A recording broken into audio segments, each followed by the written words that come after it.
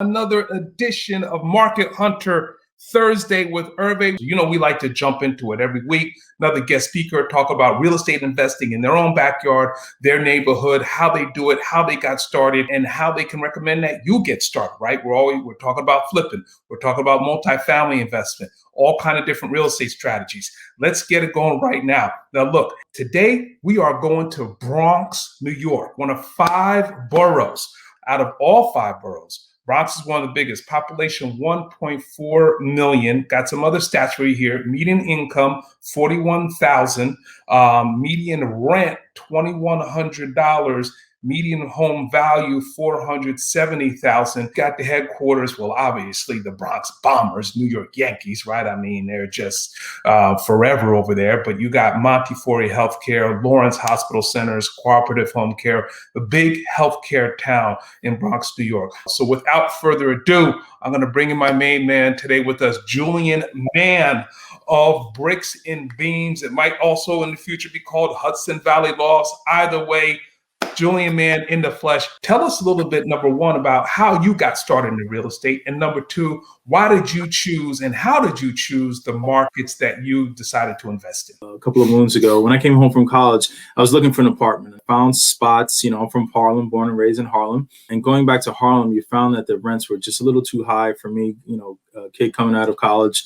So I'm trying to figure everything out. So I'm looking up Craigslist and I had all these hits just across the bridge over in the South Bronx in the Mott Haven area. Popped in over there, not a Bronx guy myself, 18, 19 years ago. Found myself a huge loft, almost 2,000 square feet. I had something like 13 or 15 windows. I was paying $600 at the time. But it was one of those spaces, it was an old commercial space that they kind of just opened up and turned it into loft space.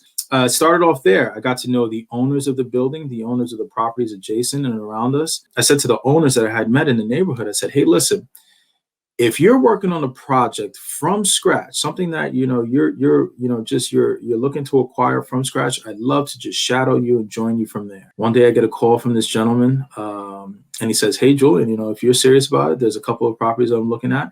I'm looking at working on a 1031 exchange, and I start to learn what that is, and I go from there. And that was really the start of it. I was able to kind of just shadow him from the very start of the process, right? Right. I mean, it's amazing how folks really get started into this business, and it's a lot of times it's that it's shadowing, it's learning, it's education, and so on and so forth, right? Kind of just dipping your foot in the pool. Let's go to the Bronx, right? I mean, because what have you found as a recipe for success? One of the best pieces of advice that I figured out and that I received was that, listen, we're not reinventing the wheel here, right? You got to have a plan and you have to stick with it, right?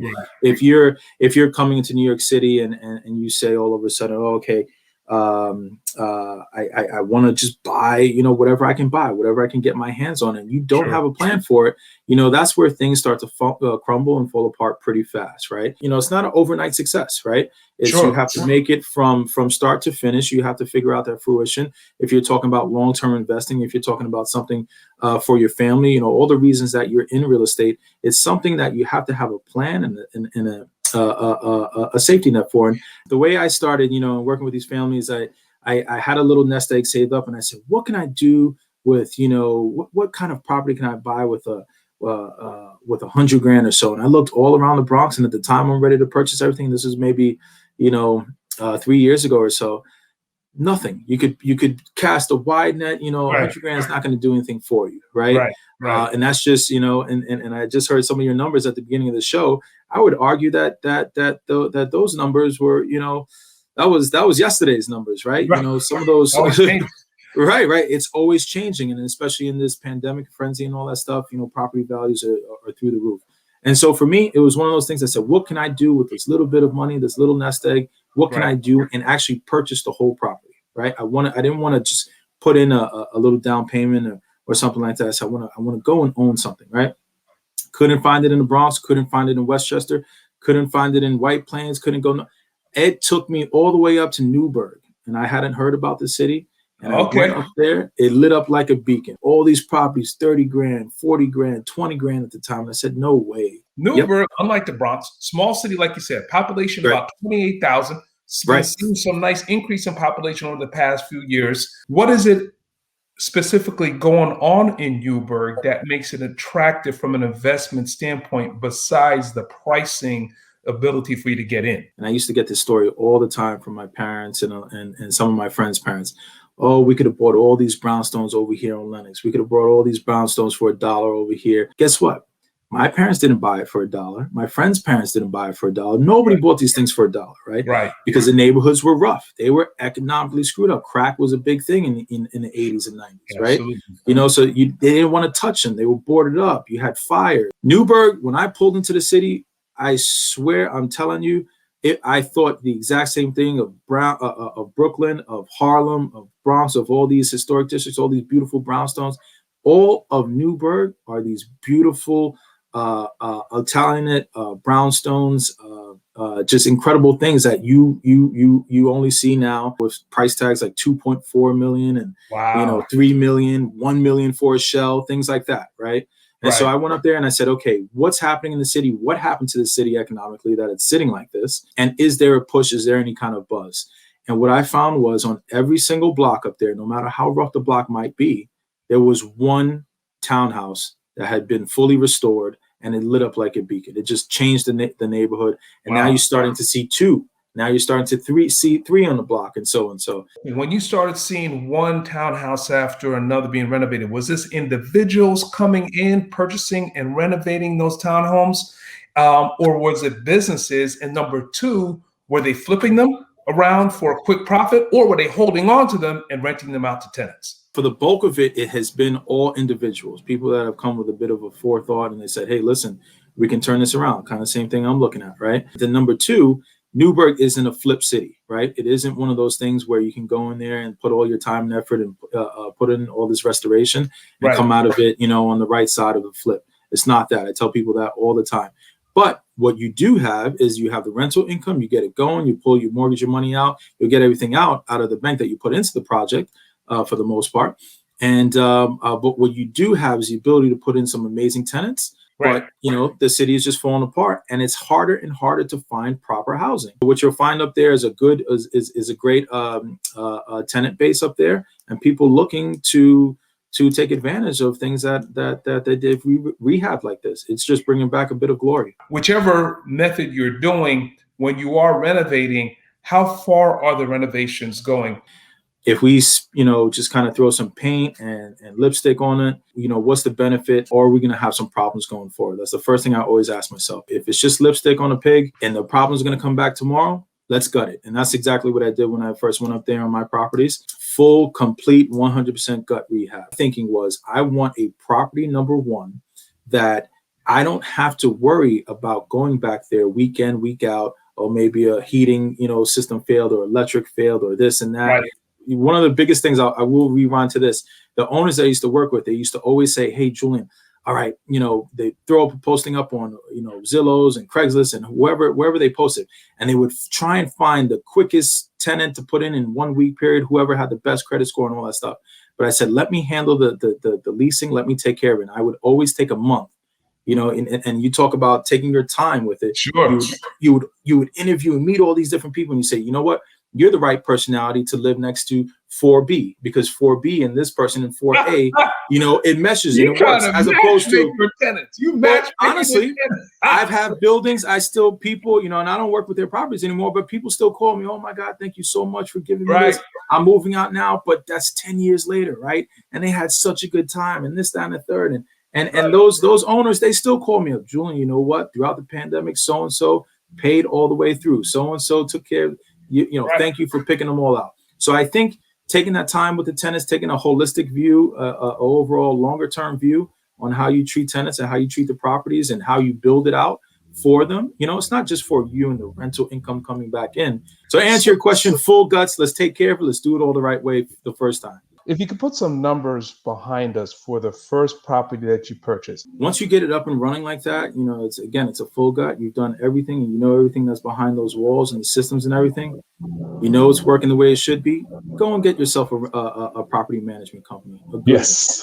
Right. There's all different kinds of ways to be in real estate. One of them is leasing, renting, sales, condos, houses, commercial. The other one is property management. It's ugly. It's not for everybody, right? No, it's not. Something that, and it's not to say that it's not a great thing, but if you have a team for it and you can put it all together, then that's your niche. That's what you do. I did it for a while for all these other families. For me, now that I own it, right? Let's give it to the next young man who has that energy and gusto to take that call at 2 in the morning. So I went and bought this property for 70 grand. It was a 2-family historic property in the city of Newburgh. This was 2019. They said, okay, this one's 70 grand. The reality was that property wasn't worth 70. It was probably worth, honestly, 30 grand, maybe 40 tops. Okay. Wow. I'm paying a premium for that, 30 grand over it. But why am I doing it? Right. I go in there, I gut it out, I do all the environmental stuff because I did it from the city. I had to, really, and not that I would never do it the right way, but you have to stick to a certain strict guideline. I go, I get it all done. I all that asbestos, all that stuff, it has to be done right. You have all your environmental permits, the remediation has to be done a certain way. We go, we do it. I bought that for 70 grand. At the end of the day, 70, I put about 200, honestly, at the pandemic price is about 250 into the property, right? So we're looking at, a price point of 300 or so. After repair value, I'm sitting at my ARV, I'm sitting at 350 or so. There's complete dumps that have just sold to the left of me, to the property to the left of me and to the right of me for 250, for 275. Complete dumps. Complete dumps, right? Complete dumps. Okay. Complete trash. I forgot to mention this. In buying this from the city, I worked out a 5-year tax abatement. Okay. So the property sits at its first assessed value, that's 70 grand when I first bought it. So the tax is only 3 grand on the property for the first 5 years. All the way up until the 10th year, because it's a historic property, I get these tax credits that'll roll and they'll increase by 20% after the 5th year up until the 10th year, where it's then assessed at its full 100% assessed value. But by then, those first 5 years gives me a nice buffer to figure it all out. To make it generate the cash flow from the rental income. Exactly. For you every month. You've got a great hospital, great trauma center around it. There are people that come and they do their residencies there just because it's such a great hospital to work with during your residency. They might want to take it for, I don't know, 1,600, 1,500 or something like that. Again, I'm not trying to get 2 grand. 2,300. Right. You don't need to be high rent. I don't need that. I don't need that. The one unit takes care of itself. It takes care of all the taxes. It takes care of the water, trash, everything on the one unit alone. The second unit, I don't need to go crazy, right? But it's about housing. It's about getting the proper tenants in there. Again, back to that whole old adage of me feeling out who would be right for this neighborhood, who would be right to take care of this property. That's my goal, and that's how I'm putting together on my own thing. How would you recommend they best get started in Newburgh? And if you feel that there are still opportunities for real estate investing in the Bronx, how would you recommend they get started there? First things first, like I said, come up with a plan, right? Just figure out what are those average numbers. Forget about yesterday's numbers. Oh, I could have bought this for 15 grand. In the Bronx, 100 grand. Forget that. It doesn't exist. It's moved on. Don't dwell on those numbers and try and find that deal. Find something that will work out, right? Let's say it costs 500 grand, whatever it is. Work the numbers first before you get into something like that. Have a long-term view. The short term doesn't work, right? Like you said, like you recommend, you got to hold on. There are going to be real estate cycles everywhere, specifically in New York, specifically in the Bronx. Have things thick skin and have a long-term plan. It will all work out, but do not have a short-term view of it. New York Yankees is right around the corner. If I'm using a baseball analogy, what inning of real estate investing are we in the city of Newburgh? Oh, we are in the second or third inning right now. Really? Second or third inning? Wow. I'm telling you right now. I read an article the other day. They said there's something like 600 units that are vacant throughout that the city owns, right? 600 vacants that are 600 units that are vacant, right? You got work to do, man. What you doing talking to me? Exactly. Well, that's the thing. The people that have worked out the best are the people that have had long-term goals, long-term views on it, and they keep holding and working on their land and working on each and every single property as they can. And it turns out to be something. His feet on the ground. He's done it. Proven formula. You have to work your numbers. Get out there first, feet on the street. Take a pen and pad with you. Take your camera with you. not only take a look at the properties, take a look at what's going on, especially if this is a city on the way out of its economic calamity and the tough situations it's been in the past, right? It seems like this could be a diamond in the rough. You don't want to overpay, you don't want to over renovate, but hey, listen, if you're willing to play the long game here, it seems like you have some great years ahead of you. All right, folks. Hey, listen, you tell me what you think. Please hit that subscribe button. I think Julian gave us some amazing stuff. Investing in the city of Newburgh, New York, over an hour north.